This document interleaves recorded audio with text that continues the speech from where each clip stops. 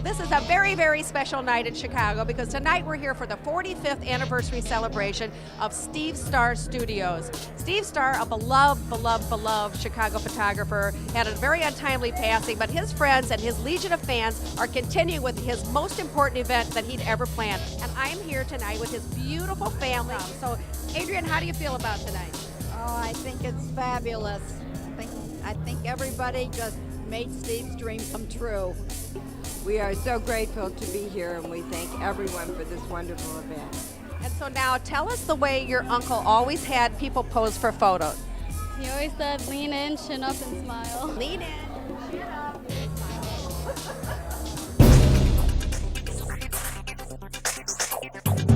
I love Flight 312.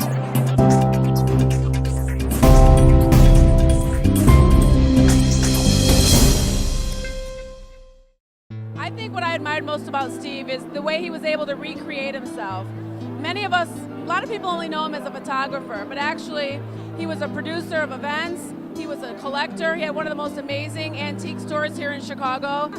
He was young at heart and he was able to recreate himself over and over again. And I aspire to be like that. I first met Steve in 1967 when he opened his shop. And I remember bringing a young girl called Bette Midler in there.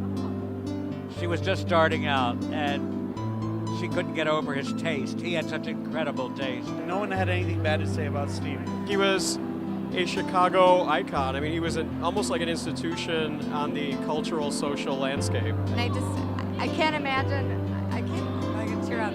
I can't imagine an event without him because, I mean, I loved him.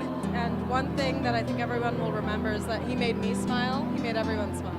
Did he make you look better in your pictures? You know what, that's very hard to do, but yeah, he worked with it. He worked with it. I never looked better in every picture. I mean, he would send them to me at like 2 in the morning like he would with you. I would get all these pictures. He's like, just a few pictures for you. Steve would not have been a success at the Department of Motor Vehicles because he cared how that photo looked, you know?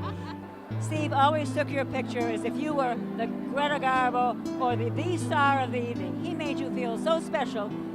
And his camera, when he took your picture, if he didn't like it, he'd take another one. And he'd take another one. And then I'd say, Steve, is that all right? And he said, nope, one more picture. I mean, this was what made him so special. Yeah. Love him, miss him dearly. There's nobody like him. There isn't anybody like him. That smile, his quick wit, and he always grabbed you. He was the first person next to you that I would see at a party. He just had a way of capturing the essence of who you are as a human being and then projecting that back. I mean, Steve Starr was so perfectly named because he was a star. He was bigger than life. And I know he's here with us tonight and smiling down on this great evening, which just turned out to be a wonderful tribute to him. And as many of you know, Steve had been planning this event for over a year. And from all of the smiles I see around the room, it looks like his vision was brought in grand style tonight. Small print or headlines, they're telling it all.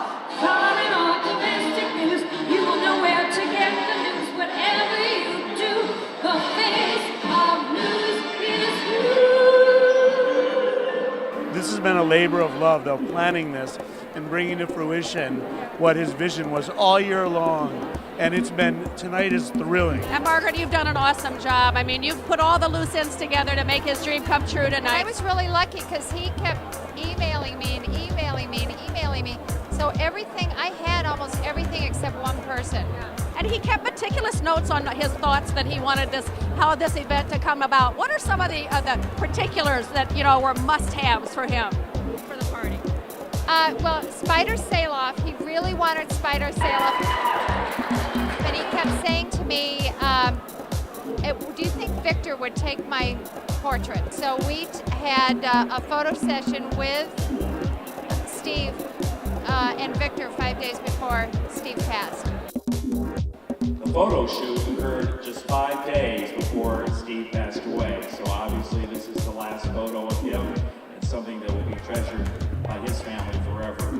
Amy, you look like Brenda Starr, the wig. I mean, so Steve wanted you to play this character, right? Yes, Steve has maintained all along that Brenda Starr was his first cousin. So he asked me if I could portray Brenda Starr. He said, you're a great reporter, put on a red wig, have some fun, and just go interview people. So that's what we've been doing, and it's turned into more of a memorial and a reflection of his life. Well, Steve had called me and he had told me his vision and said, I need you to help me do this. Will you help me? And I said, of course, we'll do this. But he said, I have this idea about newspaper dresses. Mark Roscoe's going to make them and Loretta Corsetti's going to be doing the headpieces. But even the earrings, our famous jewelry designer, they say her fabric's made out of Neiman Marcus boxes. So nothing but the best for tonight. I almost fell over when they told me that these designs are all paper. I mean, look at this. Mark Roscoe, all paper. I can't believe it. Mayor and members of the City Council do hereby express our profound shock and sorrow upon learning of the sudden passing of Steve Starr and express our sincerest condolences to his family. Well, this has been a great night honoring Steve Starr, his 45th anniversary at Steve Starr Studios.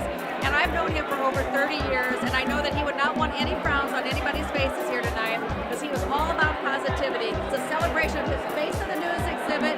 He's got over 200 photos of his favorite subjects on the walls, and it's been a beautiful exhibition, and it's been a wonderful night with all of his friends here at the Murphy Auditorium. And so until next time, from Candid Candace, Chicago, here's wishing you a very happy holiday. We love you and miss you, buddy. Love you and miss you. I love him. We're gonna miss him. You know, the good things about love is you keep the love in your hearts.